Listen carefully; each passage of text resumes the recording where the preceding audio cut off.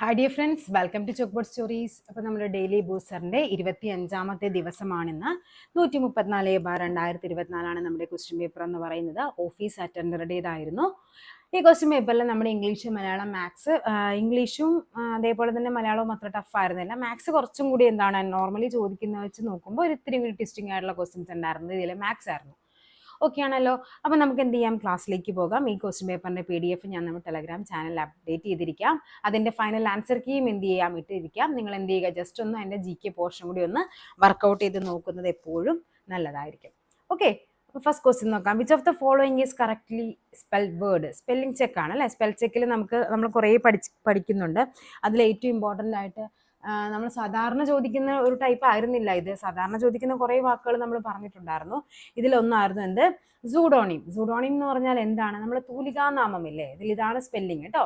PSEUDONYM ഉണ്ടോ. ഇതാണ് നമ്മുടെ സൂഡോണിം എന്ന് പറയുന്നത്, തൂലികാനാമം എന്ന് പറയുന്നതിൽ വരുന്നത്. ഓക്കെ ആണല്ലോ. ഇനി നമുക്ക് കോമൺ ആയിട്ട് ചോദിക്കുന്ന കുറച്ചും കൂടി നമുക്ക് ജസ്റ്റ് ഒന്ന് ഒരു 5-6 നമുക്ക് പഠിച്ചു വെക്കാം.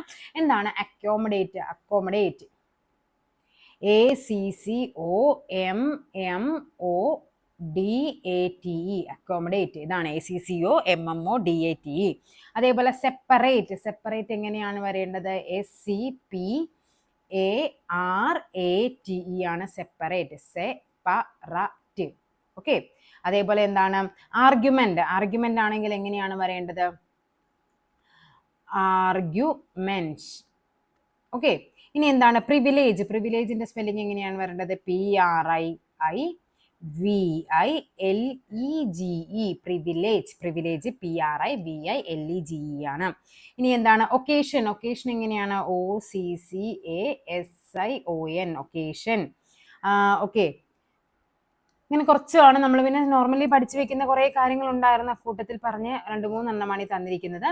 ഇനി എന്താണ് നെക്സ്റ്റ് ക്വസ്റ്റ്യൻ നോക്കാം. Use an appropriate article. Yesterday I boat dash yellow shirt. Yellow, ഇവിടെ എന്താണ് യെല്ലോ വരുമ്പോഴേക്കും നമുക്കറിയാം ഇവിടെ എങ്ങനെയാണ് യെല്ലോനെ നമ്മൾ വായിക്കുന്നത്? യെല്ലോ അല്ലേ. അപ്പൊ ഇവിടെ എന്ത് വരണം? ഇവിടെ ആൻ വരില്ല, പിന്നെ എന്ത് വരണം? A yellow ഷർട്ടാണ്. ഓക്കെ, അപ്പോൾ ഇവിടെ എന്ത് വരും? Yesterday I bought a yellow shirt എന്നാണ്. ഓക്കെ, നെക്സ്റ്റ് നോക്കാം. Find out the one word for the emergency procedure to revive someone to consciousness. അതായത് പെട്ടെന്നുള്ള നമ്മൾ എമർജൻസി ആയിട്ട് ചെയ്യുന്നതിനെ പറയുന്ന പേരാണ് റെസസിറ്റേഷൻ. ഓക്കെ, എന്താണ് റെസസിറ്റേഷൻ എന്ന് പറയും. അപ്പൊ എന്താണത്? പെട്ടെന്ന് നമ്മൾ ഒരാളെ കോൺഷ്യസ്, അബോധാവസ്ഥയിൽ അല്ലെങ്കിൽ എന്താണ് പെട്ടെന്ന് ഒരാളെ കോൺഷ്യസ് ആക്കുന്ന ആ ഒരു പ്രൊസീജിയർ ആണ്. ഇനി എന്താണ് അബ്സലൻസ് എന്ന് പറയുന്നത്? അബ്സലൻസ് എന്ന് പറയുന്നത് കാലഹരണപ്പെട്ടു പോവുക, എക്സ്പയർ ആകുക എന്നൊക്കെ പറയത്തില്ലേ, അതിനെയാണ് നമ്മൾ അബ്സലൻസ് എന്ന് പറയുന്നത്, കാലഹരണപ്പെടുക. ഓക്കെ, ഇനി എന്താണ് സെസേഷൻ?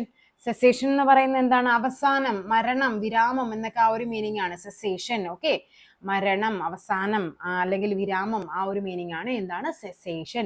എക്സ്പ്ലോറേഷൻ എന്താണ്? എക്സ്പ്ലോർ ചെയ്യുക, പര്യവേഷണം നടത്തുക എന്നൊക്കെ വരും. അപ്പൊ എന്താണ് ഇവിടെ വന്നിരിക്കുന്നത്? എമർജൻസി പ്രൊസീജിയറിനെ പറയുന്ന പേരാണെന്ത്? റെസസിറ്റേഷൻ. എന്താണ് resuscitation? Complete the following sentence using the suitable preposition. The officer managed to remain calm dash the chaotic situation. അതായത് എന്താണ് വളരെ കുഴപ്പം നിറഞ്ഞൊരു സിറ്റുവേഷൻ ആയിരുന്നു. അപ്പോൾ അവിടെ അയാൾ എന്ത് ചെയ്തു? ഇവിടെ അയാൾ എന്താണ് ഡെസ്പൈറ്റും വരാം, ത്രൂ ഔട്ടും വരാം. Through out the chaotic situation, അതായത് മുഴുവൻ സമയം എന്താണ് അയാളുടെ കാമായിട്ടിരുന്നു. അപ്പോൾ ഇവിടെ രണ്ടും ആൻസർ ആയിട്ട് വരാം. ഒന്നുകിൽ ഡെസ്പൈറ്റും വരാം, അല്ലെങ്കിൽ ത്രൂ ഔട്ടും വരാം. അതുകൊണ്ട് എന്ത് ചെയ്തു? ഈ ക്വസ്റ്റ്യൻ എന്ത് ചെയ്തു? ക്യാൻസൽ ചെയ്തിട്ടുണ്ട്. ഓക്കെ, നെക്സ്റ്റ് നോക്കാം. Report the following sentence. Selin said, I drink a cup of coffee every morning. Every morning എന്ന് പറയുമ്പോൾ നമുക്കറിയാം അതൊരു ഹാബിച്വൽ ആക്ഷൻ ആണ് അല്ലേ പറയുന്നത്. നമ്മൾ നേരത്തെ കഴിഞ്ഞ ക്വസ്റ്റ്യൻ പേപ്പറിൽ പറഞ്ഞിട്ടുണ്ടായിരുന്നു, യൂണിവേഴ്സൽ ട്രൂത്ത് ആണെങ്കിൽ അതെന്താണോ പറയുന്നത് അങ്ങനെ തന്നെയാണ് നമ്മൾ എന്ത് ചെയ്യേണ്ടത്? റിപ്പോർട്ട് ചെയ്യേണ്ടത്. അപ്പൊ ഇവിടെയും ഏകദേശം അതേ കൺസെപ്റ്റ്. ഇവിടെ ഐ എന്നുള്ളത് എന്താക്കണം? നമ്മൾ പറഞ്ഞു, അവൾ പറഞ്ഞു എന്നുള്ളതാക്കണം. അപ്പൊ ഷീ ആക്കണം. അപ്പൊ എന്താണ്? ഇത് രണ്ടുമല്ല, അല്ല ഇതല്ല എന്ന് നമുക്ക് മനസ്സിലായി. Celine said she drank. നമുക്ക് അവിടെ എന്താണ്? അതൊന്നും നമുക്ക് അതിന്റെ ടെൻസ് ഒന്നും ചേഞ്ച് ചെയ്യേണ്ട ആവശ്യമില്ല. ഇവിടെ എന്ത് വരും? ഐ ഡ്രിങ്ക് എന്നുള്ളതിനെ ഷീ ഡ്രിങ്ക്സ് എന്നാക്കണം. Okay, she drinks a cup of coffee every morning. കേട്ടോ, എല്ലാ ദിവസവും. അതൊരു ഹാബിച്വൽ ആക്ഷൻ ആണ്. അതേപോലെ ട്രൂത്ത്, ഫാക്ട്, അതേപോലെ ഹാബിച്വൽ ആക്ഷൻ ഒക്കെ വരുമ്പോഴേക്കും അതിന് നമ്മൾ ടെൻസ് എന്ത് ചെയ്യുന്നില്ല, ചേഞ്ച് ചെയ്യുന്നില്ല. യൂണിവേഴ്സൽ ട്രൂത്ത് ആണെങ്കിൽ ആ കോമയുടെ ഉള്ളിൽ, ഇൻവെർട്ട് കോമയുടെ ഉള്ളിൽ എന്താണോ പറഞ്ഞിരിക്കുന്നത് അങ്ങനെ തന്നെ നമ്മൾ എന്ത് ചെയ്യണം? അതിനെ റിപ്പോർട്ട് ചെയ്യണം. Identify the underlined word with the correct parts of speech നോക്കിക്കേ. We had an expensive and delicious dinner at Italian restaurant. അപ്പൊ റെസ്റ്റോറൻറ്റ് എന്ന് പറയുമ്പോൾ എന്താണ് ഇവിടെ തന്നിരിക്കുന്നത്? ഒരു നാമമാണ് അല്ലെ, നൗൺ ആണ്. അപ്പൊ ഇവിടെ എന്തായിരിക്കണം? ഇറ്റാലിയൻ റെസ്റ്റോറൻറ്റ് എന്ന് പറയുന്ന ആ നാമത്തെ വിശേഷിപ്പിച്ചിരിക്കുകയാണ്. അപ്പൊ അതിന് എന്ത് പറയും? അത് അഡ്ജക്റ്റീവ് ആണ്. ഓക്കെ. വെർബ് ക്രിയാവിശേഷണം എന്താണ്? അത് ആഡ്വെർബ് ആണ്. ഓക്കെ ആണല്ലോ. Choose the correct question. Tag none of the family. None വരുമ്പോൾ നമുക്കറിയാം ഇത് നെഗറ്റീവ് ആണ്. സോ ടാഗ് എന്തായിരിക്കണം? പോസിറ്റീവ് ആയിരിക്കണം. ഡോണ്ട് ദേ വരില്ല, ഹാവിൻ ദേ വരില്ല. The family members have come. Have come എന്ന് പറയുമ്പോൾ നമുക്കറിയാം V3 form to the party. അപ്പൊ എന്ത് വരണം? Have they. പോസിറ്റീവ് ആയിരിക്കണം. ആൻസർ എന്താണ് വരേണ്ടത്? ഹാവ് ദേ ആണ് വരേണ്ടത്. Complete the following sentence using the suitable phrasal verb meaning. Postpone ചെയ്യുക. എന്താണ് വരേണ്ടത്? The committee voted to dash the proposal for further consideration എന്ന് പറയുമ്പോൾ എന്താണ്? അത് സ്റ്റാൻഡ് ഓവർ ആണ്. സ്റ്റാൻഡ് ഓവർ എന്ന് പറഞ്ഞാൽ എന്താണ്? പോസ്റ്റ്പോൺ ചെയ്യുക എന്നുള്ള മീനിങ്ങിലാണ് എന്ത് നമ്മൾ യൂസ് ചെയ്യുന്നത്? സ്റ്റാൻഡ് ഓവർ യൂസ് ചെയ്യുന്നത്. ഓക്കെ. അപ്പൊ നമ്മുടെ നെക്സ്റ്റ് എന്താന്ന് നോക്കാം നമുക്ക്. Find out the meaning of the idiom underlined. She refuse to be led by the nose. To led by the nose എന്ന് പറഞ്ഞാൽ എന്താണ്? അത് ടു ബി സബ്മിസീവ്, അതായത് ഭയങ്കര ഒബീഡിയന്റ് ആണ്. അതായത് she refuse to be led by the nose എന്ന് പറയുമ്പോൾ അതിന്റെ പറയുന്നത് ടു ബി സബ്മിസീവ് ആണ്. To be submissive. Which of the following words in opposite to the word petrified. Petrified എന്ന് പറയുമ്പോൾ എന്താണ്? നെർവസ്. അതാണ് അതിന്റെ മീനിങ്, പെട്രിഫൈഡ് എന്ന് പറയുന്നത്. അപ്പൊ അതിന്റെ ഓപ്പോസിറ്റ് ആയിട്ട് വരേണ്ടത് ഏതായിരിക്കണം? ഈ പറയുന്ന അഗാസ്റ്റ്, അതെന്താണ്? പെർട്ടിഫൈഡ് ആണ്. അപ്രഹെൻസീവ് എന്താണ്? അതും ആ ഒരു നെർവസിന്റെ ആ ഒരു മീനിങ് തന്നെയാണ്. അപ്പൊ ഇവിടെ ഏതായിരിക്കണം വരേണ്ടത്? ബ്രേവ്. ബ്രേവ് ആണ് ആൻസർ ആയിട്ട് വരേണ്ടത്. ഓക്കെ. നെക്സ്റ്റ് നോക്കാം. ശരിയായ പദം എഴുതുക. ശരിയായ പദം എന്ന് ചോദിക്കുമ്പോൾ നമുക്കറിയാം എന്താണ്? അതിഥി. അതിഥി എന്ന് പറയുമ്പോൾ ഏതാണ്? ഇതാണ് അല്ലെ. തിഥി നോക്കാതെ വരുന്നവൻ ആരോ അവരെയാണ് നമ്മൾ എന്ത് പറയുന്നത്? അതിഥി എന്ന് പറയുന്നത്. സോ ഓപ്ഷൻ സി ആണ് ആൻസർ ആയിട്ട് വരേണ്ടത്. നീചം. നീചം എന്ന പദത്തിന്റെ വിപരീത പദം എന്താണ്? ഉച്ചം. ഉച്ചനീചത്വങ്ങൾ. ഉച്ചം നീചം അല്ലെ. നീചത്തിന്റെ എന്താണ്? ഉച്ചമാണ്. കാലത്തിന് യോജിച്ചത് എന്താണ്? കാലത്തിന് യോജിച്ചതിനെ പറയുന്ന പേരാണ് കാലോചിതം. കാലോചിതമാണ് കാലത്തിന് യോജിച്ചത്. കാലോചിതമാണ്. മലയാളം വളരെ സിമ്പിൾ ആയിരുന്നു. 10 മാർക്കും ഈസി ആയിട്ട് കിട്ടുന്നതാണ്. രക്തം. രക്തത്തിന്റെ പര്യായപദം രുധിരം. രുധിരം നമ്മൾ ഒത്തിരി തവണ പഠിച്ചിട്ടുണ്ട്. രക്തത്തിന്റെ പര്യായമായിട്ട് നമ്മൾ രുധിരം പഠിച്ചതാണ്. എള്ളുകീറുക. എള്ളുകീറുക എന്ന് പറഞ്ഞാൽ എന്താണ്? കർശനമായിട്ട് പെരുമാറുക. അതിനെയാണ് എള്ളുകീറുക എന്ന് പറയുന്നത്. കാര്യം എള്ളുകീറുക എന്ന് പറഞ്ഞാൽ ഭയങ്കര ഇമ്പോസിബിൾ അല്ല. അത്രയ്ക്ക് നമ്മൾ കർശനമായിട്ട് പെരുമാറുന്നതിനെയാണ് എള്ളുകീറുക എന്ന് പറയുന്നത്. സിംഹി. സിംഹി എന്താണ്? സിംഹമാണ്. സിംഹിയുടെ പുല്ലിംഗ പദം എന്താണെന്ന് വെച്ചിട്ടാണ് സിംഹം, സിംഹി. അപ്പൊ എന്താണ്? സിംഹത്തിന്റെ സ്ത്രീലിംഗ പദമാണ് എന്ത്? സിംഹി. നമ്മൾ പഠിക്കുന്നുണ്ട്. സിംഹം സിംഹിയാണ്. പ്രൊബേഷൻ പീരീഡ് അല്ലെ. ശരിയായ മലയാള പരിഭാഷ എന്തായിരിക്കും? പ്രൊബേഷൻ പീരീഡ് എന്ന് പറയുന്നത് നിരീക്ഷണ ഘട്ടമാണ് പ്രൊബേഷൻ എന്ന് പറയുന്നത്. വരിഗഡോ. വരിഗഡോ എങ്ങനെയാണ് പിരിച്ചെഴുതേണ്ടത്? വരിഗഡോ. വരിഗഡോ എന്ന് പറയുമ്പോൾ എന്താണ്? വരിക പ്ലസ് എഡോ, അതാണ് വരിഗഡോ. കണ്ടോ? ഇത് എ എന്നുള്ളത് ഇവിടെ എന്തായിട്ട് മാറി? ഇങ്ങനെ കെ. കണ്ടോ? വരിഗഡോ. പൂജക ബഹുവചനം ഏത്? പൂജക ബഹുവചനം മടിയർ, പണക്കാർ, വൈദ്യർ, മിടുക്കർ എന്ന് പറയുമ്പോൾ ഇവിടെ പൂജക ബഹുവചനമായിട്ട് നമ്മൾ ഉപയോഗിക്കുന്നത് വൈദ്യരാണ്. മിടുക്കറൊക്കെ എന്താണ്? അലിംഗ ബഹുവചനമാണ് അല്ലെ. അവിടെ മിടുക്കർ എന്ന് പറയുമ്പോൾ ആൺകുട്ടികളാകാം പെൺകുട്ടികളാകാം. അപ്പൊ ഇവിടെ എന്താണ്? വൈദ്യർ എന്ന് പറയുന്നത് നമ്മൾ ഒരാളെ ബഹുമാനിച്ച് നമ്മൾ പറയുന്ന പേരാണ് വൈദ്യർ എന്ന് പറയുന്നത്. വിൺ പ്ലസ് സ്ഥലം. വിണ്ടലം അല്ലെ. ഒത്തിരി തവണ റിപ്പീറ്റ് ചെയ്ത ക്വസ്റ്റ്യൻ ആണ്. വിൺ പ്ലസ് സ്ഥലം ഏതാണ്?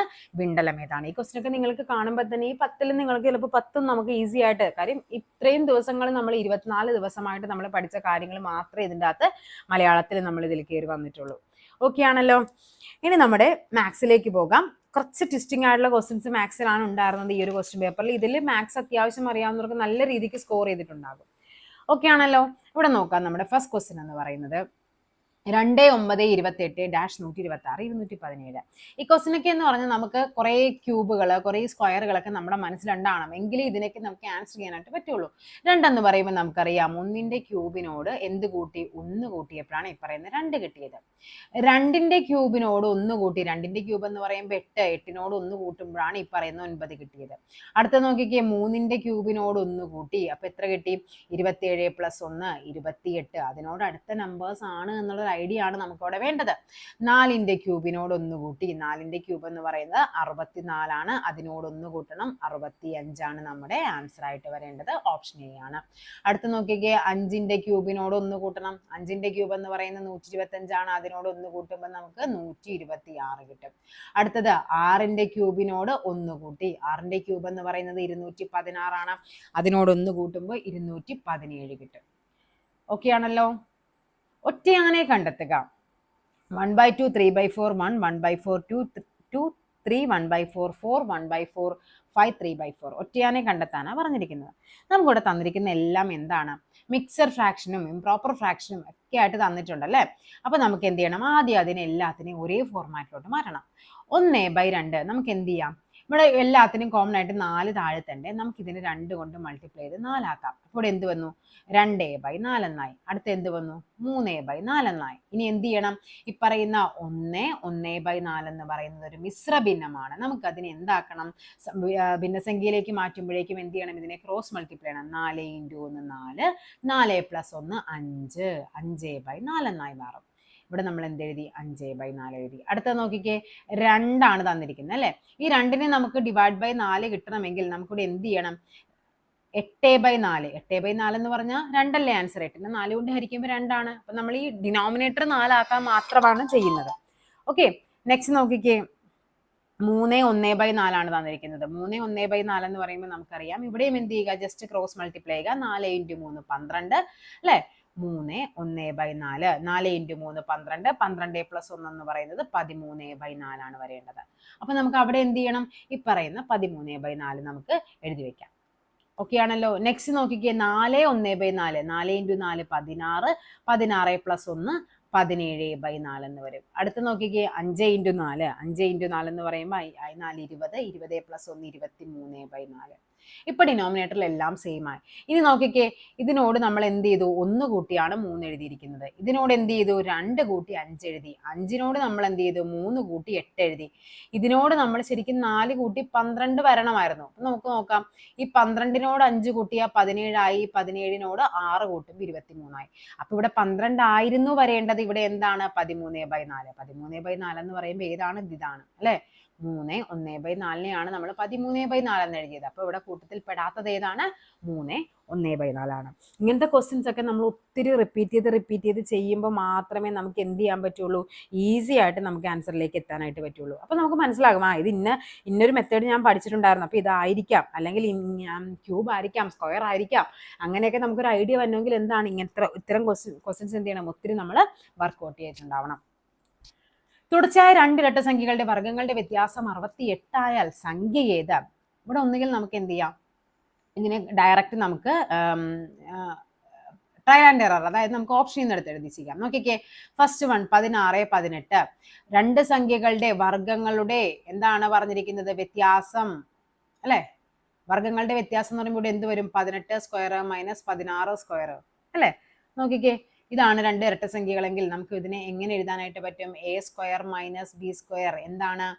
a + b × a - b ആണ്. അത് വെച്ചിട്ട് നമുക്ക് ഈസി ആയിട്ട് കണ്ടുപിടിക്കാൻ പറ്റും. 18 - 16 × 18 + 16 എന്ന് വരും. ഇവിടെ എത്രയാണ്? 18ൽ നിന്ന് 16 കുറക്കുമ്പോൾ 2 വരും. 2 × 18ഉം 16ഉം കൂടി കൂട്ടുമ്പോൾ 34 വരും. ആൻസർ എത്രയാണ്? 68 ആണ്. സോ നമ്മുടെ സംഖ്യകൾ എന്ന് പറയുന്നത് 16ഉം 18ഉമാണ് സംഖ്യകൾ എന്ന് പറയുന്നത്. ഇനി ഇതങ്ങനെ അല്ല എങ്കിൽ നമുക്ക് ഇതിനെ എങ്ങനെ ചെയ്യാം? 2 ഇരട്ട സംഖ്യകൾ എന്ന് പറയുമ്പോൾ നമുക്കറിയാം, ഒരു സംഖ്യയെ നമുക്ക് x ആക്കി എടുത്താൽ തൊട്ടടുത്ത സംഖ്യ എന്തായിരിക്കും? x + 2 ആണ് അല്ലേ. ഒരു സംഖ്യ 10 ആണെങ്കിൽ അടുത്ത സംഖ്യ 12 ആണ്. ഒരു സംഖ്യ 14 ആണെങ്കിൽ അതിനോട് 2 കൂട്ടിയാണ് അടുത്ത സംഖ്യ. അപ്പോൾ ഒരു സംഖ്യ x ആണെങ്കിൽ അടുത്ത സംഖ്യ എന്ന് പറയുന്നത് x + 2 ആയിരിക്കും. ഇതിന്റെ വർഗ്ഗങ്ങളുടെ വ്യത്യാസം, വർഗ്ഗങ്ങൾ എടുത്തു, അതിന്റെ വ്യത്യാസം. അപ്പൊ നമുക്ക് എന്ത് ചെയ്യാം? ഇതല്ലേ വലിയ നമ്പർ, നമുക്ക് അത് തന്നെ ആദ്യം എടുത്ത് എഴുതാം. വർഗ്ഗങ്ങളുടെ വ്യത്യാസം എന്ന് പറയുന്നത് 68 ആയാൽ a + b ² ഇവിടെ എന്ത് വരും? a² + 2ab അല്ലെ. ഇതാണ് a, ഇതാണ് b. 2ab + b², ലാസ്റ്റ് ഒരു x² കൂടി ഉണ്ട്, = 68 എന്ന് വരും. ഈ x²ഉം ഈ x² കൂടി ക്യാൻസൽ ആയി പോകും. 2 × 2 4 ആണ്, 4x എന്ന് വരും. 4x + 4 എന്ന് പറയുന്നത് 68 ആയാൽ 4x എന്ന് പറയുന്നത് 68 - 4 വരും. അതായത് 4x എന്ന് പറയുന്നത് 64 വരും. എക്സ് എന്ന് പറയുന്നത് 64 ഡിവൈഡ് ബൈ 4 വരും. ഇവിടെ നമുക്കറിയാം ഒരു തവണ, ബാക്കി 2 വരും. 24 എത്ര തവണ? 6 തവണ. 16 ആൻസർ ആയിട്ട് വരേണ്ടത്. അപ്പൊ എക്സ് 16 ആണെങ്കിൽ എക്സ് പ്ലസ് 2 എത്ര വരും? 18 വരും. സോ 16ഉം 18ഉമാണ് നമ്മുടെ ആൻസർ. എങ്ങനെ വേണമെങ്കിലും ഇത് ചെയ്യാം. ഇതിനാണ് 2 വഴിയും പറഞ്ഞു തന്നത് കേട്ടോ. നെക്സ്റ്റ് നോക്കാം. 24 പേരുള്ള ഒരു ടീമിലെ ശരാശരി തൂക്കം 50 കിലോഗ്രാം ആണ്. 40 കിലോഗ്രാം തൂക്കമുള്ള ഒരംഗം പോയി മറ്റൊരാൾ പുതിയതായി വന്നപ്പോൾ ശരാശരി തൂക്കം 1/2 കിലോഗ്രാം കൂടി. പുതിയതായി വന്ന ആളുടെ തൂക്കം എത്ര? ഇവിടെ നമുക്കറിയാം 24 പേരുടെ നമുക്കറിയാം തുക എന്ന് പറയുന്നത് എപ്പോഴും എന്താണ്? ശരാശരി ഇൻറ്റു എണ്ണമാണ് തുക എന്ന് പറയുന്നത് അല്ലെ. നമ്മൾ ശരാശരി കണ്ടുപിടിക്കാനുള്ള ഇക്വേഷൻ എന്താ പഠിച്ചത്? ശരാശരി എന്ന് പറയുന്നത് ആകെ തുക, ആകെ തുകയെ എന്തുകൊണ്ട് ഹരിക്കണം? എണ്ണം കൊണ്ട് ഹരിക്കണം. അപ്പൊ നമ്മുടെ ആകെ തുക കണ്ടുപിടിക്കാനായിട്ട് ശരാശരി എണ്ണം കൊണ്ട് ഹരിച്ചാൽ മതി. 50 × 24 വരും. ആൻസർ വരേണ്ടത് 1200 ആണ് ആകെ തുക എന്ന് പറയുന്നത്. ഓക്കെ ആണല്ലോ. ഇനി എന്താ പറഞ്ഞിരിക്കുന്നത്? അപ്പൊ ഇക്കൂട്ടത്തിൽ നിന്ന് ഒരാൾ പോയി. 1200 ആയിരുന്നു, അതിൽ നിന്ന് ഒരാൾ പോയി. 40 കിലോ ഉള്ള ഒരാൾ പോയി. അപ്പൊ ഇപ്പോഴത്തെ ശരാശരി എന്ന് പറയുന്നത് ഇപ്പോഴത്തെ വെയിറ്റ് എന്ന് പറയുന്നത് 1160 ആണ്. ഓക്കെ ആണല്ലോ. ഒരാൾ പോയി, പകരം ഒരാൾ വന്നിട്ടുണ്ട് അവിടെ അല്ലെ. പകരം ഒരാൾ വന്നപ്പോഴേക്കും ശരാശരി എന്ന് പറയുന്നത് 1/2 കിലോഗ്രാം കൂടി എന്നാ പറയുന്നത്. അതായത് 50 കിലോ ആയിരുന്ന ശരാശരി എന്തായിട്ട് മാറി? 50.5 ആയിട്ട് മാറി പുതിയ ശരാശരി. പക്ഷെ ഇവിടെ എന്താണ്? ആൾക്കാരുടെ എണ്ണം വ്യത്യാസമില്ല. ഒരാൾ പോയിട്ടാണ് പകരം പുതിയൊരാൾ വന്നിരിക്കുന്നത്. അപ്പൊ ഇവിടുത്തെ തുക എന്ന് പറയുന്നത് എന്ത് വരും? 50.5 ശരാശരി ഇൻറ്റു എണ്ണം 24 ആണ്. ഇവിടെ മൾട്ടിപ്ലൈ ചെയ്യുമ്പോൾ നമുക്ക് കിട്ടുന്നത്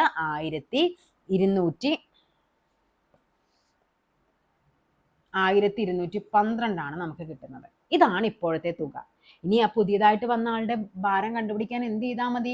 ഇപ്പറയുന്ന 1212 നിന്ന് പോയ ആളുടെയും കൂടി 1260 കുറച്ചാൽ മതി. ഇവിടെ 2 വരും, ഇവിടെ 11, ഇവിടെ എത്ര വരും?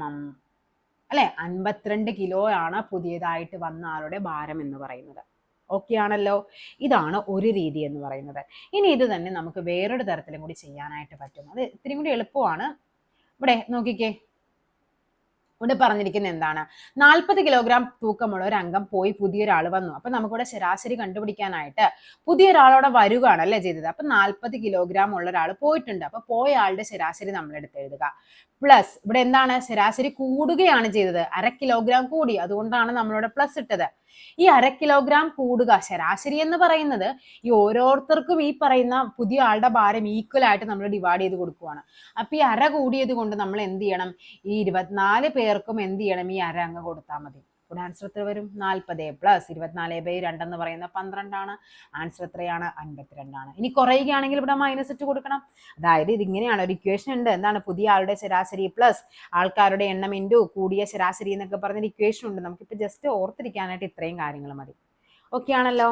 52 കിലോഗ്രാം, 40 കിലോഗ്രാം പോയി പുതിയ ആൾ വന്നത് എത്രയാണ്? 52 കിലോഗ്രാം ആണ്. ഒരു ജോലി 6 ദിവസം കൊണ്ട് പി എന്നാൾ ചെയ്തു തീർക്കുന്നു. പി ചെയ്തു തീർക്കാൻ എത്ര ദിവസം വേണം? 6 ദിവസം വേണം. ക്യൂ ചെയ്തു തീർക്കാൻ 18 ദിവസം വേണം.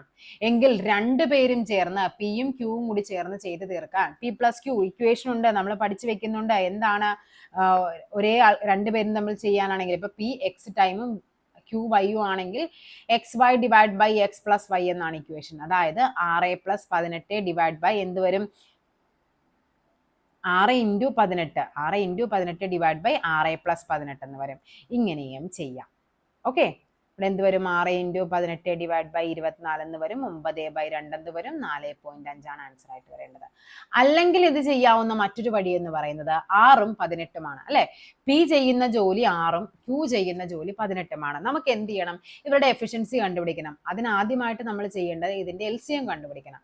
LCM എത്രയാണ്? 18. അത് നിങ്ങൾ ഇങ്ങനെ ഓർത്താൽ മതി. ഇപ്പൊ 2 സംഖ്യകളേ ഉള്ളൂ എങ്കിൽ വലിയ സംഖ്യ നോക്കുക. വലിയ സംഖ്യ കൊണ്ട് ഈ ചെറിയ സംഖ്യയെ കംപ്ലീറ്റ് ആയിട്ട് ഡിവൈഡ് ചെയ്യാൻ പറ്റില്ലേ? 6 × 3 ആണ് 18. അപ്പൊ ആ വലിയ സംഖ്യ തന്നെയായിരിക്കും എന്തെന്ന് പറയുന്നത്? LCM എന്ന് പറയുന്നത്. ഈ 6 18 ആവാൻ 3 കൊണ്ട് ഗുണിക്കണം അല്ലെ. 18 18 ആകാൻ 1 കൊണ്ട് ഗുണിക്കണം. അതായത് പിയുടെ എഫിഷ്യൻസി എന്ന് പറയുന്നത് 3 ആണ്. ക്യൂവിന്റെ എഫിഷ്യൻസി എന്ന് പറയുന്നത് 1 ആണ്. അപ്പൊ നമ്മുടെ പിയും ക്യൂവും കൂടി ചേരുമ്പോൾ എഫിഷ്യൻസി എത്രയായി? 4 ആയിട്ട് മാറി. ഓക്കെ ആണല്ലോ. ഈ 4 അല്ല നമ്മുടെ ആൻസർ. നമ്മുടെ വർക്ക് എഫിഷ്യൻസി വെച്ചിട്ട് നമ്മുടെ എങ്ങനെയാണ് ടൈം കണ്ടുപിടിക്കുന്നത്? വർക്കിനെ എന്തുകൊണ്ട് ഹരിക്കണം? എഫിഷ്യൻസി കൊണ്ട് ഹരിക്കണം. ഇവിടെ വർക്ക് എത്രയാണ്? 18 ജോലിയാണ് നമുക്ക് ചെയ്ത് തീർക്കാനുള്ളത്. സോ 18 ഡിവൈഡ് ബൈ എന്ത് വരും? 4 എന്ന് വരും. അതായത് 9/2 ആൻസർ എത്രയാണ്? 4.5 ആണ് എന്ത് നമ്മുടെ സമയം എന്ന് പറയുന്നത്. ഓക്കെ, നെക്സ്റ്റ് നോക്കാം. ഒരാൾ ഒരിടത്ത് നിന്ന് സൈക്കിളിൽ പോവാനും തിരിച്ച് നടന്നു പോവാനും 10 മണിക്കൂർ എടുത്തു. എയിൽ നിന്ന് ബിയിലേക്ക് ഒരാൾ യാത്ര ചെയ്യുവാണ്. ആദ്യം അയാൾ ഇങ്ങോട്ടേക്ക് എന്ത് ചെയ്തു? സൈക്കിളിൽ പോയി. ഓക്കെ, തിരിച്ചയാൾ എന്ത് ചെയ്തു? നടന്നു പോയി. മൊത്തം അയാൾക്ക് എടുത്തത് 10 മണിക്കൂറാണ്. 2 യാത്രയും സൈക്കിളിൽ ആയിരുന്നു എങ്കിൽ എന്താണ്? 2ഉം സൈക്കിളിൽ ആയിരുന്നു എങ്കിൽ അയാൾക്ക് 4 മണിക്കൂർ ലാഭിക്കാമായിരുന്നു. 4 മണിക്കൂർ ലാഭമാണ്. 4 മണിക്കൂർ എടുത്തു എന്നല്ല പറയുന്നത്, 4 മണിക്കൂർ ലാഭിക്കാം. അതായത് 10 മണിക്കൂർ എടുത്ത യാത്ര 2ഉം സൈക്കിളിലാണെങ്കിൽ 4 മണിക്കൂർ ലാഭം എന്ന് പറയുമ്പോൾ എത്ര മണിക്കൂർ കൊണ്ട് എത്തിയേനെ? 6 മണിക്കൂർ കൊണ്ട് അയാൾ എന്ത് ചെയ്തേനെ? യാത്ര പൂർത്തിയാക്കും. 6 മണിക്കൂർ എന്ന് പറയുമ്പോൾ നമുക്കറിയാം, എയിൽ നിന്ന് ബിയിലേക്ക് പോകാൻ 3 മണിക്കൂർ എടുത്തു. തിരിച്ച് ബിയിൽ നിന്ന് എയിലേക്ക് പോകാനും എത്ര മണിക്കൂർ എടുത്തു? 3 മണിക്കൂർ എടുത്തു. ഓക്കെ ആണല്ലോ. അപ്പൊ നമുക്ക് മനസ്സിലായി സൈക്കിളിന്റെ വേഗത നമ്മൾ എത്രയാ? 3 ആക്കി എടുത്തു. അപ്പൊ അയാൾ നടന്ന സമയം എത്രയാണ്? സൈക്കിളിൽ എയിൽ നിന്ന് ബി വരെ പോകാൻ അയാൾക്ക് 3 മണിക്കൂർ എടുത്തു. നടക്കുമ്പോൾ എത്രയാണ്? മൊത്തം 10 മണിക്കൂറാണ്. അപ്പൊ നടന്നു പോയത് എത്ര മണിക്കൂറായിരിക്കും? ഇവിടെ നിന്ന് ഇങ്ങോട്ടേക്ക് 3 മണിക്കൂർ എടുത്താൽ ബാക്കി എത്രയാണ്? 7 മണിക്കൂർ എടുത്തു അയാൾ നടന്നു പോകാനായിട്ട്. അപ്പൊ നടക്കുന്ന സമയം എന്ന് പറയുന്നത് 7 മണിക്കൂറാണ്. ഇനി എന്താണ് ചോദിച്ചത്? 2 യാത്രയും അയാൾ നടന്നായിരിക്കണം. എയിൽ നിന്ന് ബിയിലേക്ക് നടന്നുപോയി, അപ്പൊ 7 മണിക്കൂർ എടുത്തു. തിരിച്ച് ബിയിൽ നിന്ന് എയിലേക്ക് നടന്നു വന്നു, അപ്പോഴും എടുക്കും അയാൾ 7 മണിക്കൂർ. അങ്ങനെയാണെങ്കിൽ ടോട്ടൽ എത്രയായിരിക്കും? 7+7 എന്ന് പറയുന്നത് 14 മണിക്കൂറാണ് അയാൾ യാത്ര പോകാനായിട്ട് എടുക്കുന്ന സമയം എന്ന് പറയുന്നത്. ഓക്കെ അല്ലേ? അവിടെ ആ ഒരു ലോജിക്കാണ്. ജസ്റ്റ് ഈ ഒരു കൺസെപ്റ്റ് തന്നിരിക്കുന്നത്. ഇവിടെ ഈ 4 മണിക്കൂർ ലാഭം, ആ ഒരൊറ്റ കൺസെപ്റ്റ് കിട്ടിക്കഴിഞ്ഞാൽ നിങ്ങൾക്ക് മനസ്സിലാകും. ഇവിടെ നിങ്ങൾ 4 എഴുതി കഴിഞ്ഞാൽ മൊത്തം തെറ്റിപ്പോകും. ഇവിടെ നിങ്ങൾ 4 എഴുതുന്നതെങ്കിൽ എന്ത് സംഭവിക്കും? 2 കിട്ടും. ഇവിടെ നമ്മൾ 2 കൊടുക്കും, ബാക്കി ഇവിടെ 8 കിട്ടും, 16 നമ്മൾ കൊടുക്കും. പക്ഷെ ഇവിടെ പറഞ്ഞിരിക്കുന്നത് 4 മണിക്കൂർ ലാഭിക്കാമായിരുന്നു. അപ്പൊ 6 മണിക്കൂർ യാത്രക്കെടുക്കും. എത്ര കാലം കൊണ്ടാണ് 2400 രൂപ 5% കൂട്ടുപലിശ നിരക്കിൽ 2646 രൂപയാകുന്നത്? നമുക്ക് എന്ത് ചെയ്യാം? ഇവിടെ നമുക്ക് ഇത്രയും വലിയ നോക്കിക്കേ, 246 രൂപയുടെ വ്യത്യാസമേ വന്നിട്ടുള്ളൂ അല്ലേ ഇവിടെ. അപ്പൊ നമുക്കറിയാം അത്ര വർഷങ്ങളൊന്നും പോയിട്ടില്ല. സോ നമുക്ക് എന്ത് ചെയ്യാം? നമ്മുടെ പാസ്കൽ ട്രയാങ്കിൾ നമ്മൾ എന്താണ് 1 to 1 ഇങ്ങനെയല്ലേ നമ്മൾ പഠിക്കുന്നത്. ഇതും 3ഉം ചെയ്ത് നോക്കാം. അപ്പൊ ഏകദേശം നമുക്കൊരു ഐഡിയ കിട്ടും എത്രയായിരിക്കും എന്നുള്ളത്. അത് ചെയ്യാൻ എളുപ്പമല്ലേ. അപ്പൊ നമുക്കറിയാം എന്താണ് നമ്മൾ ഇൻവെസ്റ്റ് ചെയ്ത എമൗണ്ട് ആദ്യം എടുത്ത് എഴുതുക, അതിന്റെ 5% നമ്മൾ രണ്ടാമത് എടുത്ത് എഴുതുക. 5% 240 എന്ന് പറയുമ്പോൾ എത്രയാണ്? 10% അല്ലേ. ഒരു 0 വെട്ടിക്കളഞ്ഞാൽ മതി. 5% എന്ന് പറയുമ്പോൾ അതിന്റെയും പകുതി. അപ്പൊ എത്ര വരും? 120 വരും. അതിന്റെയും 5% കണ്ടുപിടിക്കണം. 10%, 120ന്റെ 10% എന്ന് പറയുന്നത് എത്ര വരും? 12 വരും. അതിന്റെ 5 എന്ന് പറയുമ്പോൾ അതിന്റെ പകുതി, അപ്പൊ 6 വരും. ഇനി എന്താ ചെയ്യേണ്ടത്? ഇത് തമ്മിൽ മൾട്ടിപ്ലൈ ചെയ്യുക. ഇവിടെ ഇൻറ്റു അല്ലെ, ഇവിടെ 2400, 120ഉം 2ഉം കൂടി മൾട്ടിപ്ലൈ ചെയ്യുമ്പോൾ 240 വരും. ഇവിടെ എത്രയാണ്? 6 എടുത്ത് എഴുതുക. എല്ലാം കൂടി കൂട്ടി നോക്കിക്കേ. 2400, 240, 6 കൂട്ടുമ്പോൾ എത്ര വരും? 2, 6, 4, 6. 2646 രൂപ ലഭിച്ചു എന്നാ പറഞ്ഞത്. അപ്പൊ എത്ര വർഷമായിരിക്കും ഇട്ടിരിക്കുന്നത്? 2 വർഷമായിരിക്കും. ഓക്കെ, ഇനി 3 വർഷമാണ് നോക്കണ്ടെങ്കിൽ നമ്മൾ എങ്ങനെയാണ് ഇതിന്റെ ട്രയാങ്കിൾ പഠിക്കുന്നത്? 1 to 1. 1 ഇവിടെ 2 1 കൂടി കൂട്ടി 3 എഴുതുക, ഇവിടെ 2 1 കൂടി കൂട്ടി 3 എഴുതുക, ലാസ്റ്റ് 1 എഴുതുക. 1 3 3 1. സെയിം കൺസെപ്റ്റ് നമ്മൾ വീണ്ടും റിപ്പീറ്റ് ചെയ്യണം. 2400 അതിന്റെ എന്ത് ചെയ്യണം? 5% കണ്ടുപിടിക്കണം, അതിന്റെ 5% കണ്ടുപിടിക്കണം, അതിന്റെ 5% കണ്ടുപിടിക്കണം, ഇൻറ്റു ചെയ്യണം. ഇത്രയേ ഉള്ളൂ കാര്യം. ഓക്കെ ആണല്ലോ. നെക്സ്റ്റ് ക്വസ്റ്റ്യൻ നോക്കാം. വലിയൊരു നമ്പർ തന്നിട്ടുണ്ട്. ഇതിന്റെ ക്വസ്റ്റ്യൻ മാർക്ക്, ഇവിടെ ഒരു ക്വസ്റ്റ്യൻ മാർക്ക് തന്നിട്ടുണ്ട്. സംഖ്യ ഏതെന്നാണ് ചോദിച്ചിരിക്കുന്നത്. ഇവിടെ നമുക്കറിയാം ആദ്യം നമുക്ക് ഇതിനെല്ലാത്തിനും എന്ത് ചെയ്യാം? മിക്സഡ് ഫ്രാക്ഷൻ തന്നിരിക്കുന്നതിന് നമുക്ക് എന്ത് ചെയ്യണം? സാധാരണ ഭിന്നത അല്ലെ വിഷമ ഭിന്നത്തിലോട്ട് മാറ്റണം. അപ്പൊ നോക്കിക്കേ, 30 × 5 എന്ന് പറയുമ്പോൾ എത്ര വരും? 30 2/5 മാറ്റുമ്പോൾ 30 × 5 150, 150 + 2 152/5 എന്നായിട്ട് മാറും. നെക്സ്റ്റ് 23 3/10 എന്നുള്ളതിനെ നമുക്ക് എന്തായിട്ട് മാറും? 23 × 10 230 വരും. +3 എന്ന് പറയുന്നത് 233 എന്ത് വരും? 10 എന്ന് വരും. ഓക്കെ ആണല്ലോ. ഇവിടുത്തെ 2 സംഖ്യകളും നമുക്ക് കിട്ടി. ഇനി നമുക്കറിയാം ഇവിടെ 10 ആയതുകൊണ്ട് നമുക്ക് ഇതിനെയും എന്ത് ചെയ്യാം? 10ലേക്ക് മാറ്റാനായിട്ട് 2 കൊണ്ട് ഗുണിക്കാം. അപ്പോൾ ഇവിടുത്തെ ആൻസർ ഇതിങ്ങനെ വരും 304/10. ഇനി നമുക്ക് എന്ത് ചെയ്യാം, ഈ ക്വസ്റ്റിനെ നമുക്ക് മൊത്തത്തിലൊന്ന് റീഅറേഞ്ച് ചെയ്യാം. ഇവിടെ എങ്ങനെയാണ് വരേണ്ടത്, 304/10 എന്ന് വരും, പ്ലസ് 233/10 പ്ലസ് ക്വസ്റ്റ്യൻ മാർക്ക് ഉണ്ട് ഈക്വൽ ടു, ഇവിടെ എന്താണ് ഇതിന്റെ സ്ക്വയർ കണ്ടുപിടിക്കാൻ, 2ന്റെ സ്ക്വയർ എന്ന് പറയുന്നത് 4 √2 ഇൻറ്റു √2 എന്ന് പറയുന്നത് 2. സോ √2ന്റെ സ്ക്വയർ എത്രയാണ്, 2. ഇനി എന്ത് ചെയ്യണം, ഈ സ്ക്വയറിനെ നേരെ ഇപ്പുറം വരുമ്പോഴേക്കും അത് എന്തായിട്ട് മാറും, സ്ക്വയർ റൂട്ട് ഇപ്പുറം വരുമ്പോൾ സ്ക്വയർ ആയിട്ട് മാറും. അപ്പോൾ ഇവിടുത്തെ ആൻസർ എത്ര വരും, 304 233 കൂടി കൂട്ടുമ്പോൾ നമുക്കിവിടെ 537/10, ഇവിടെ പ്ലസ് ഇവിടെ ക്വസ്റ്റ്യൻ മാർക്ക് ഉണ്ട് ഈക്വൽ ടു 8. ഈ സ്ക്വയർ റൂട്ടാണ് നമ്മൾ റൈറ്റ് സൈഡിലേക്ക് കൊണ്ടുവരുമ്പോൾ അത് സ്ക്വയർ ആയിട്ട് മാറും. ഓക്കെ ആണല്ലോ, നമുക്ക് ഈ ക്വസ്റ്റ്യൻ മാർക്ക് അല്ലേ കണ്ടുപിടിക്കേണ്ടത്. അപ്പൊ 8ന്റെ സ്ക്വയർ എന്ന് പറയുന്നത് 64. ഇവിടെ പ്ലസ് 537 എന്നുള്ളത് ഇപ്പുറം വരുമ്പോൾ എന്തായിട്ട് മാറും, മൈനസ് 537 എന്നായിട്ട് മാറും. ഓക്കെ അല്ലേ,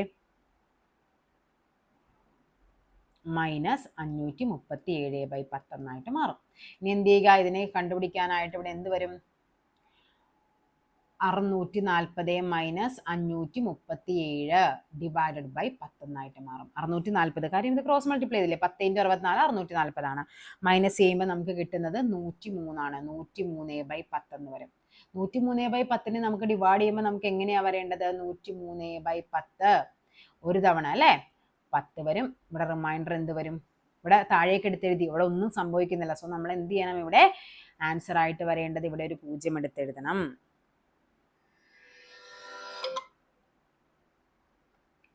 ഓക്കെ, അപ്പോൾ ഇവിടെ ഒരു 0 എടുത്തെഴുതുമ്പോൾ ഇവിടുത്തെ ആൻസർ എങ്ങനെയായിട്ട് വരും അല്ലേ, നമുക്ക് എങ്ങനെയാ ഇതിനെ ആൻസർ നമ്മൾ ആദ്യം എടുത്തെഴുതും, റിമൈൻഡർ മുകളിൽ എഴുതും, ഇവിടെ താഴെ എന്തുകൊണ്ടാണോ ഡിവൈഡ് ചെയ്ത് അത് എടുത്തെഴുതുക. അപ്പൊ ആൻസർ എന്ന് പറയുന്നത് ഓപ്ഷൻ എ 3/10 ആണ്. 10 3/10 ആണ് ആൻസർ ആയിട്ട് വരേണ്ടത്. നെക്സ്റ്റ് നോക്കാം, 31% of 210 plus 49% of 320 minus 41% of 120. എല്ലാം ഡയറക്റ്റ് കണ്ടുപിടിക്കണം. 31% ഓഫ് 210 210ന്റെ 31% പ്ലസ് 320ന്റെ 49% മൈനസ് 120ന്റെ 41%. ഇതാണ് തന്നിരിക്കുന്നത്. 0 0 കട്ടായി പോയി അല്ലേ, 21 31 കൂടി മൾട്ടിപ്ലൈ ചെയ്യുമ്പോൾ നമുക്ക് കിട്ടുന്നത് 651 ഡിവൈഡ് ബൈ 10 എന്ന് വരും. ഇവിടെയും നമുക്ക് 0 0 കൂടി കട്ടായി പോകും. 32 × 49 എന്ന് പറയുന്നത് 1568 ഡിവൈഡ് ബൈ 10 വരും. മൈനസ് 0 0 കൂടി കട്ടായി 41 × 2 എന്ന് പറയുമ്പോൾ ഇവിടെ നമുക്ക് ആൻസർ എത്ര വരും, 2 അല്ല 120. 12 × 41 എന്ന് പറയുമ്പോൾ 492 വരും ഡിവൈഡഡ് ബൈ 10 എന്ന് വരും. ഇനി എന്ത് ചെയ്യണം, എല്ലാം ഡയറക്റ്റ് ഡിനോമിനേറ്ററിൽ സെയിം ആണ്, എല്ലാം കൂടി മുകളിൽ ഒരുമിച്ച് അങ്ങ് ചെയ്താൽ മതി. ഇത് പ്ലസ് ചെയ്യുമ്പോൾ നമുക്ക് എന്ത് കിട്ടും, 2119 divide by 10 minus 492 divide by 10 എന്ന് വരും. അതായത് 1727/10 എന്ന് വരും. 10 കൊണ്ട് ഹരിക്കുക എന്ന് പറഞ്ഞാൽ എന്ത് ചെയ്യണം മതി, ഒരു പോയിന്റ് മാറ്റി ഒരു ഡിജിറ്റ് മാറ്റി പോയിന്റ് ഇട്ടാൽ മതി, 172.7 എന്ന് വരും. ആൻസർ ഓപ്ഷൻ ബി ആണ് ആൻസർ ആയിട്ട് വരേണ്ടത്. നെക്സ്റ്റ് നോക്കാം, ഒരേ വലിപ്പമുള്ള 3 പാത്രങ്ങളിലായി പാലും വെള്ളവും ചേർന്ന് മിശ്രിതം നിറയ്ക്കുന്നു. ഓരോന്നിലും പാലും വെള്ളവും തമ്മിലുള്ള റേഷ്യോ 3:2, 2:1, 7:3. ഇവ മൂന്നും ഒരു വലിയ പാത്രത്തിലേക്ക് ഒഴിച്ചാൽ എന്താണെന്നാ പറഞ്ഞിരിക്കുന്നത്, ഈ ഒഴിച്ചാൽ ആ മിശ്രിതത്തിന് പാലിന്റെയും വെള്ളത്തിന്റെയും റേഷ്യോ എന്തായിരിക്കും. അപ്പോൾ ഇവിടെ നമുക്ക് അറിയാവുന്നൊരു കാര്യം, ഒരേ വലിപ്പമുള്ള 3 പാത്രമാണ്. അപ്പൊ ഇതിന്റെ അകത്ത് 10 ലിറ്റർ ഉണ്ടെങ്കിൽ എല്ലാം 10 ലിറ്റർ തന്നെയാണ്. ഇതിന്റെ റേഷ്യോ 3:2 ആണ്. അതായത് പാലും വെള്ളവും, പാല് 3ഉം വെള്ളം എന്ന് പറയുന്നത് എത്രയാണ്, 2ഉമാണ്. അടുത്തത് 2:1 ആണ്. നെക്സ്റ്റ് പറയുന്നത് 7:3 ആണ്. ഓക്കെ ആണല്ലോ, അപ്പൊ നമുക്ക് നേരെ ഒന്ന് എടുത്തെഴുതാം, 3:2, 2:1, നെക്സ്റ്റ് പറയുന്നത് 7:3 ആണ്. ഇനി നോക്കിക്കേ, അപ്പൊ ഇവിടെ നമുക്ക് എത്ര കിട്ടി, ഇവിടെ എന്ന് പറയുന്നത് ഏകദേശം 5 യൂണിറ്റ് ആണ് ഇതിൻ്റെ ഉള്ളിലുള്ളത്. ഇവിടെ ഉള്ളത് എന്താണ്, 3 യൂണിറ്റ് ഉണ്ട്. ഇവിടെ ഉള്ളത് എത്രയാണ്, 10 യൂണിറ്റ് ഉണ്ട്. ഇതിന്റെ 3ന്റെയും കൂടി LCM കണ്ടുപിടിച്ച് വെക്കാം. LCM എന്ന് പറയുന്നത് എത്രയായിരിക്കും വരേണ്ടത്, 5ഉം 3ഉം 10ഉം എന്ന് പറയുമ്പോൾ LCM ആയിട്ട് വരേണ്ടത് 30 ആണ്. ഒന്നുകിൽ ഇങ്ങനെ നിങ്ങൾ കണ്ടുപിടിച്ചാൽ മതി, 5 3 10. എങ്ങനെയാണ് LCM കണ്ടുപിടിക്കേണ്ടത്, ഇവിടെ 5 കൊണ്ട് ചെയ്താൽ ഇവിടെ 1, ഇവിടെ 3, ഇവിടെ 2, 3 × 2 6, 6 × 5 30 ആണ്. ഓക്കെ ആണല്ലോ. ഇനി ഇവിടെ നോക്കിക്കേ, ഈ 5 30ലേക്ക് എത്താനായിട്ട് എത്രയാണ് വേണ്ടത്?